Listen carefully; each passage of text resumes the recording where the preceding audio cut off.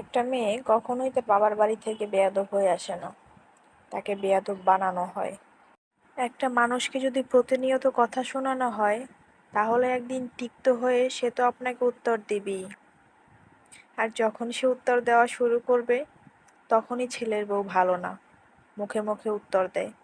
তখন তাকে বলা হয় বাবার বাড়ি থেকে কোনো শিক্ষা দেওয়া হয়নি, তার বাবা মা তাকে শিখায়নি কিভাবে সে মুরব্বিদের সাথে কথা বলবে।